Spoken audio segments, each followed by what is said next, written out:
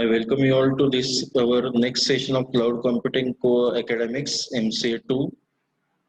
Today we are going to discuss the concept of hypervisor and the cloud computing.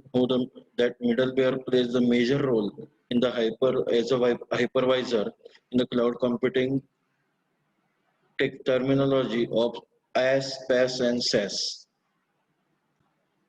Let me share the screen with you. I hope the screen is visible to all of you and myself is audible to all of you. We will start within no time.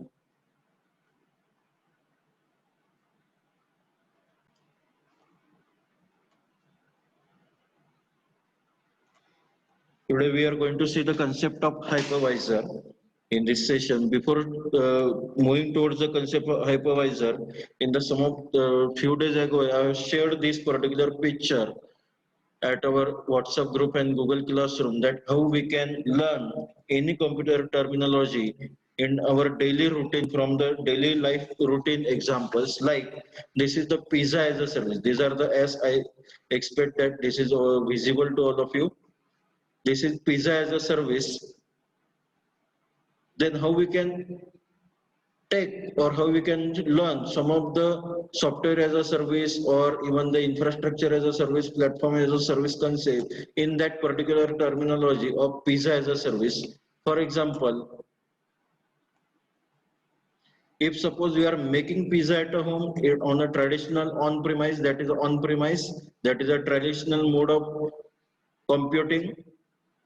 If suppose we are taking and baking means just we are taking the suppose the base from the market and baking at the home, then we can term it as an infrastructure as a service, like wherein what you are going to manage, you are going to manage the dining table, soda, electric, gas, oven, etc. All the infrastructure you are going to manage, and pizza dough or tomato sauce or other toppings like we are going to manage by the vendor, or you are going to purchase it from the vendor.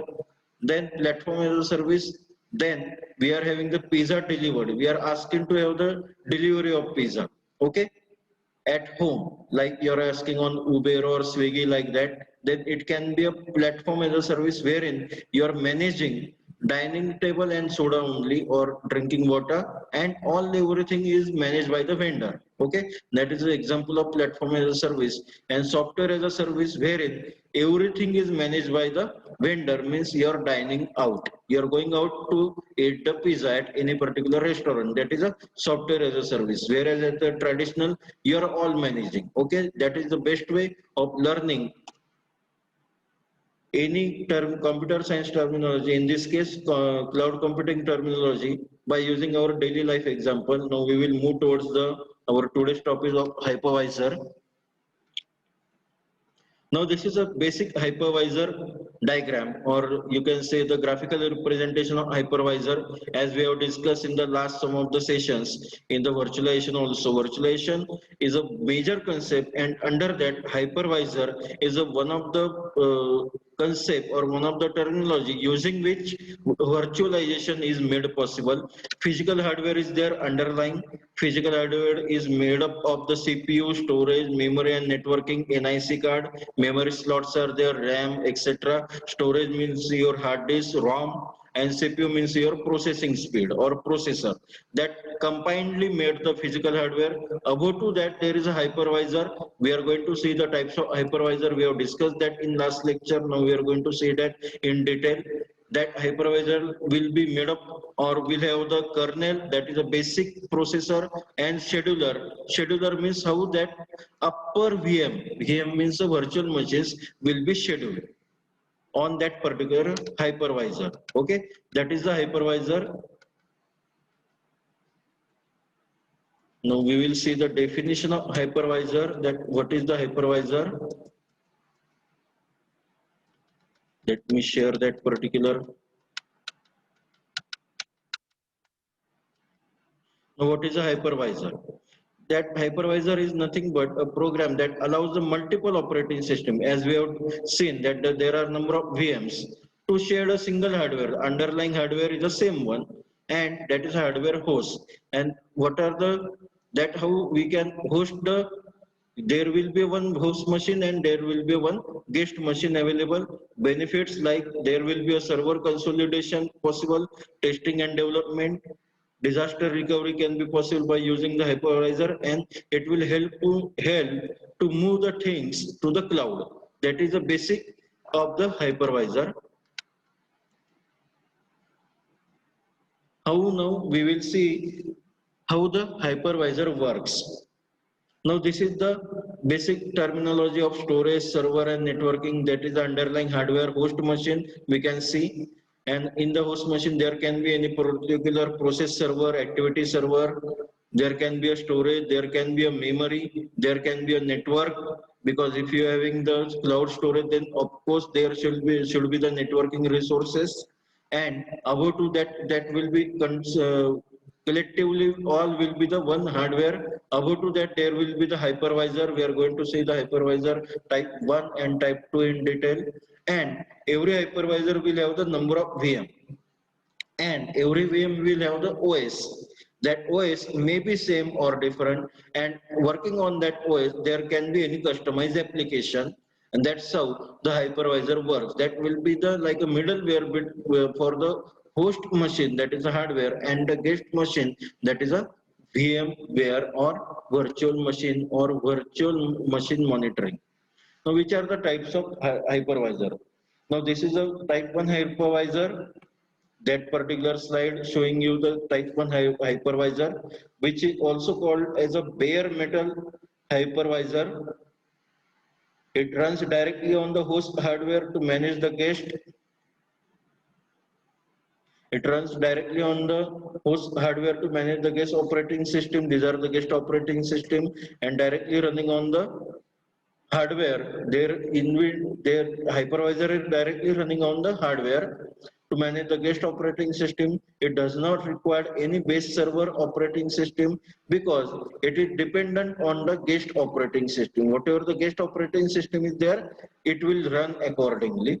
And direct access to the hardware resources is possible. Look here, the VM1 or VM2, they are directly accessing through the hypervisor, type 1 hypervisor, to the underlying hardware. There is nothing host OS in between. Okay, host OS कोई भी यहाँ पे बीच में नहीं है, in middleware कोई भी host OS नहीं है. Directly VMware, VM means the virtual machines applications are accessing through the guest operating system the underlying hardware.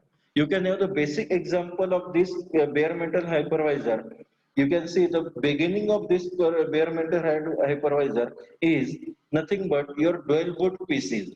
In the 1990s or 2000 up to today also, many of us are using the dual boot PC, desktop PCs or even a laptop, wherein on a particular C drive there is a Windows support, Windows operating system, and another drive support D or E, there is a Linux operating system. Like VM1 and VM2, there can be a two different operating system, and whatever the underlying hardware is, means underlying PC is there, desktop or laptop hardware is there, that is being utilized by either Windows at a time or by either Linux at a time. You cannot have the both at a time. Okay, that is a way of type 1 basics of type 1 hypervisor. Of course, in the cloud computing, both VM1 and VM2 can access the underlying hardware simultaneously, which is not there in the dual boot PC. Dual boot PC में at a time हम Linux या Windows ही काम कर सकते थे. At a time Linux and Windows both काम हम वहाँ पे boot नहीं कर सकते थे. But in a cloud computing, there is a possibility that VM1 and VM2 can work and can execute simultaneously. That is a mean by the better performance scalability and the stability. That's the next point given.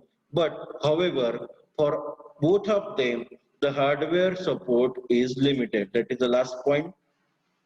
Now we will move towards to the next types of hypervisor. Now this is the type 2 hypervisor. We have seen the type 1 hypervisor wherein that particular hypervisor itself natively don't have any operating system, host don't have any operating system. Hypervisor is totally dependent on the guest operating system. Guest operating systems can be a different one. Whereas in the type 2 hypervisor, there is a operating system one, that is a host operating system as given in this diagram. There is a middleware between hardware and hypervisor. There is a host operating system, and on that host operating system you can have the number of VM and applications running directly on the hypervisor. You can have the applications running directly on the hypervisor, like app1 app2 are running directly on the hypervisor, or you can have the guest operating system, and on that guest operating system you can have the f3, or f3 means the other applications are running on the guest operating system. Means if suppose the underlying host operating system is there, then there might be some applications which are directly running on the host applications, host operating system, and other VM virtual machines might have their own operating system, and like operating system 2, that is a guest operating system, and that can be run through for the purpose of customized applications like app3 or app4. That is the meaning of type 2 hardware or type 2 hypervisor, whereas in the type 1 hypervisor there is no host operating system. Okay, now how that classification is done? Okay, now we are going to see the classification of type 1 and type 2. The type 1 hypervisor, which runs directly on the host hardware to manage the guest operating system. Type 1 hypervisor, see, it is running directly. It does not require any base server operating system. Okay, and it have the direct access to the hardware resources. Type 1 hypervisor has the direct access to the hardware resources like CPU, mean the processor, memory, interrupts like a network card, etc., NIC card, etc., and it has the better performance and scalability. That is the meaning of type 1. We will move further. Okay, these are the two types of hypervisor we are currently seeing. That is a native or bare metal hypervisor, that is a type 1, which runs directly on the hardware, isolates the partitions, and security features are possible. Better security is there because it is running on the directly on the hardware, and operating system is of the guest. Whereas you can in a type 2 type 2 hypervisor, we can have the hosted or embedded hypervisor, it is also called as, and it runs within and uses the host OS, which is very easy to install and use, and it is a low cost solution. Okay, type 2 hypervisor is a low cost solution. Mark your attendance. Okay, this is more detailed diagram of the type 1 and type 2 hypervisors. See, in the type 1, host hardware is there, then directly the hypervisor is there, and on the hypervisor there are operating system application. These are the VMs. Okay, number of VMs can be there. For the simplicity purpose of diagram, we are showing in a 2 or 3 numbers, but in practically there can be thousands and millions of VM practically working on a same hypervisor. Okay, that is the type 1 or bare metal, and type 2, which is also called as a hosted or embedded operating system, wherein the host hardware and hypervisor has a middleware of operating system. This operating system is of the host. Okay, it is not of the guest, and also there can be the operating system related to the guest like a VM machines. The only difference is there is a in between operating system. Okay, now we will see these are again one type of diagram. Type 1 hypervisor hardware, then directly the hypervisor, then the guest machines are there or guest VMs are there. Type 2 hypervisor hardware, then the host operating system is in between, and then the hypervisor, and then the guest 1, guest 2 means the VM machines. We have seen this. Now, what are the advantages of the hypervisors concept? Now, this is a virtualization concept. In the last session, up to the last session, we have discussed this virtualization concept. That what do you mean by the virtualization? It is nothing but the making the number of instances of the resources, virtual instances of the resources. How it is possible? You can have the operating system virtualization, you can have the hardware emulation, or you can have the para virtualization, means some part is virtualized, some is not virtualized. That is a para. Whereas in a hardware emulation there comes the hypervisor concept. Type 1, that is a bare metal, and type 2, that is a hosted or embedded system, or hosted or embedded hypervisor. Now, what are the benefits? That again the type 1, type 2. Type 2 is the more of the application installed on the operating system and not directly on the bare metal, means type 2 that is a hosted and embedded. We are installing application on the operating system. For example, VirtualBox or VMware workstations are the examples of type 2 hypervisor. Whereas, what are the advantages of the type 2 hypervisor? Advantages is run on a greater array of hardware, because the underlying host OS is controlling the hardware access, and it is very easy to implement a user interface for the type 2. Data can be secured on the desktop. But one of the disadvantages, some of the disadvantages of the type 2 hypervisor are decreased security, loss of the centralized management, because there can be a, like, every VM will have its own operating system. Applications are run or installed on that operating system, guest operating system. That's how there will be the loss of centralized management. Again, the lower VM density can be possible, means less number of VMs can be there, and compared to the type 1 hypervisor, and cannot support as many VMs are the first. Okay, so we will move further to the next slide. Okay, what are the benefits of hypervisor solution? Where we will discuss the benefit. The first benefit obviously being it is virtualization. Under the virtualization concept, we are virtualizing the number of resources like hardware, of number of resources of the hardware like processor, memory, storage, and networking card, NIC, etc. The cost will be reduced. There will be the less cost. That is the first benefit of hypervisor. Obviously, as the number of virtualized or hypervised resources will be there, they are increasing. There will be the lesser cost. Second benefit is a time sensitivity. Being the underlying hardware is accessed concurrently by the every VM, every virtual machine which is being installed or operating on the hypervisor, it will be the time sensitive. It will display, means whatever the underlying hardware, it will be concurrently accessed by the every VM, and whatever the outcome will be there, it will be like in a time sensitive manner, it will be produced or it will be given. For uniform formality will is the next parameter. Uniformity, I request to please down everyone videos. Uniformity, because every VM will have the equal access, equilibrium access to the underlying hardware. There will be, of course, the uniformity in the allocations of the resources. Obviously, safety will be there. Safety is there, and complexity is also there. Okay, complexity means it will be reduced. Actually, complexity is reduced means what?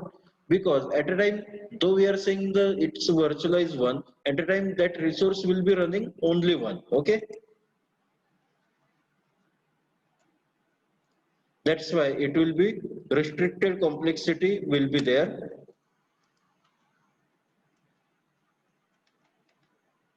We will, these are the some of the more advantages of the hypervisor. Consolidation of the hardware resources is possible by using the hypervisor. Consolidation means for the number of VMs we are using the same underlying hardware. Hardware means, again I am reiterating, that is the network card, NIC or networking resources, storage resources, memory resources, and whatever we call as a CPU or the processor resources. They have been consolidated. Obviously, there will be the ease of administration. due to the centralization of the resources. That is the next point. Then the significant cost saving will be there due to the less hardware and less energy and power. There will be the savings, and thus it will be a significant cost saving. Fault tolerance through the declustering, through the clustering, because if suppose any VM comes down, other VM will be working. That is a fault tolerance is of deployment is will be there, and better use from the hardware, better use hardware will be there. That is last point. It's somewhat blurred because it's a photo, and to keep on that total slide it is being is gone blurred.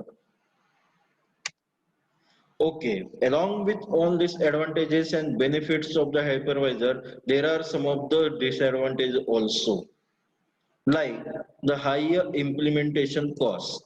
That is one of the disadvantages. If suppose your project is cost sensitive or cost based, then obviously to have the hypervisor, it will have the attract the more cost. Though the latter your resources cost is going to curtail, but at the capital level it will require the high implementation cost. Secondly, the availability issues. I am going to share this PPT and PDF at our Google Classroom and WhatsApp group, so no need to write it down or get it noted. Just listen to the lecture so that you will get to know the concept first, and then the what you're writing practice it's is required. It's important one, but you can visit the Google Classroom for that purpose. Then the availability issue. Many times virtualization is often worrying point for the even the developers also. Users are latter part, but even for the developer to get available with the right kind of virtualization concept, right kind of hypervisors, terminology or tools, hardware hypervisor like a bare metal or even some of the hosted or embedded hypervisors application, it's a big issue for them, for the developer itself. And to implement them, check the compatibility issues with the various kinds of the host operating system. Might be host operating system is a different in a different version, then you have to improve on or upgrade on that version. Might be the whatever the guest operating system might be on the other version, then you have to get compatible versions. Version compatibility should be checked along with the operating system and for the application purpose also. And there can be the such a availability issues can be there, which has to be addressed accordingly, addressed correctly and effectively, then only it can be solved.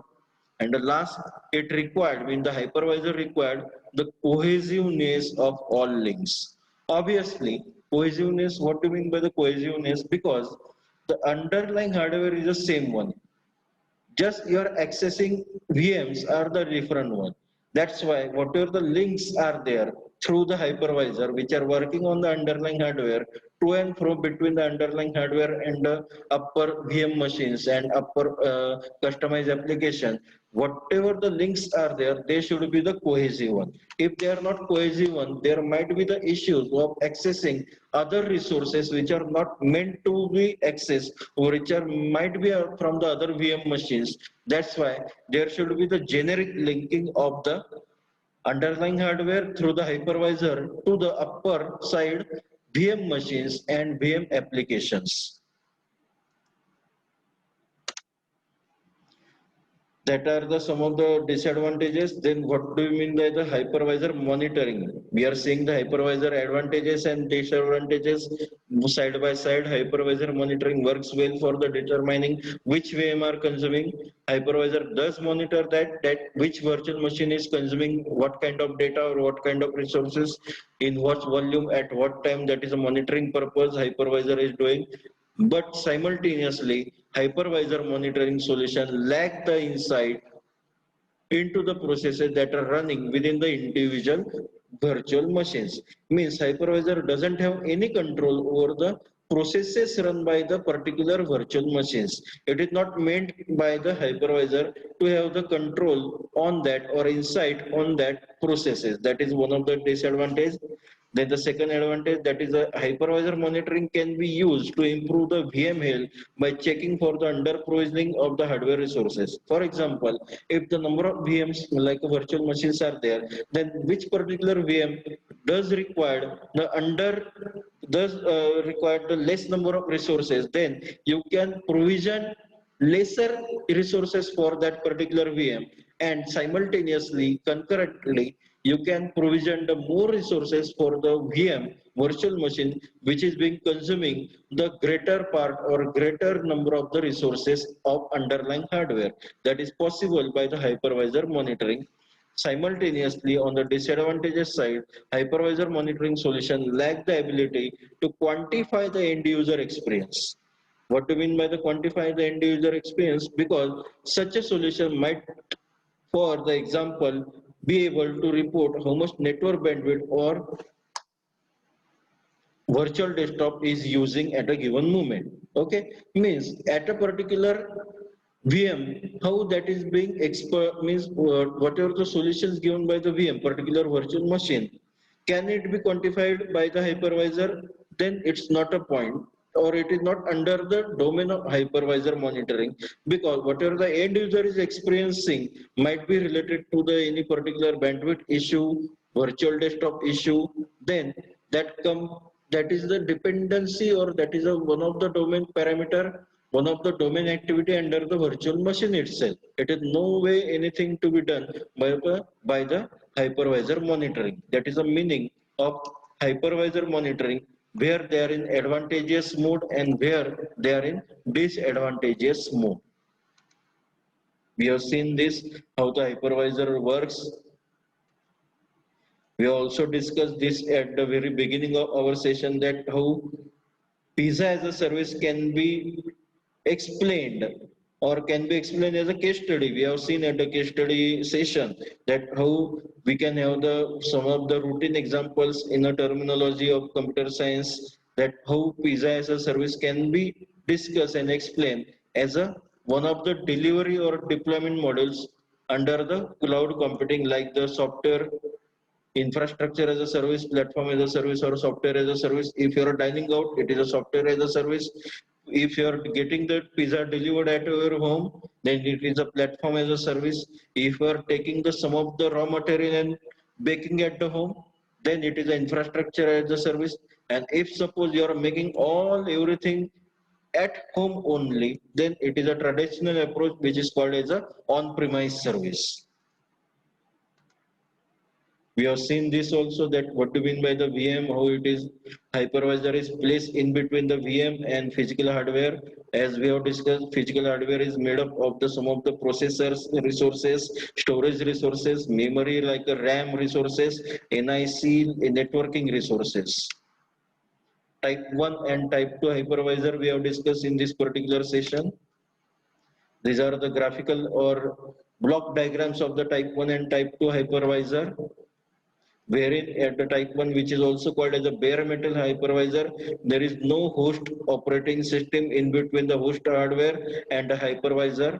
Like a basic meaning of the hypervisor or basic bare metal hypervisor, you can give the example of Dellwood PCs. Type 2 hypervisor, which is also called as a hosted or embedded hypervisor. These are the two types of hypervisor we have discussed today. That is a native and native or bare metal, which run directly on the hardware. And secondly, that is a hosted and embedded, which runs within and uses the host OS.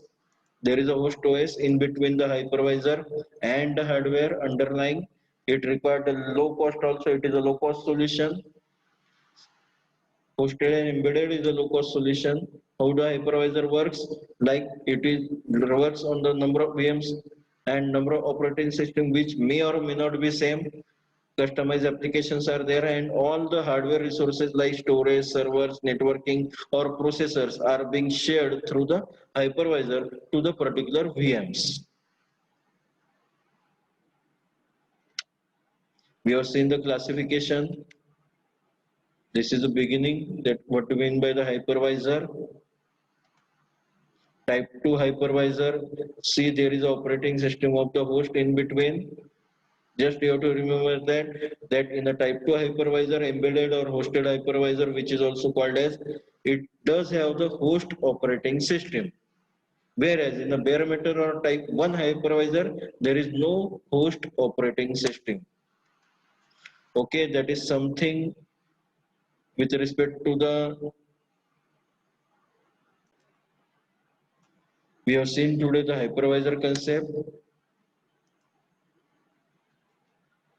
If there are any queries or questioning from you, you are welcome to ask at this moment also through the, I have kept yourself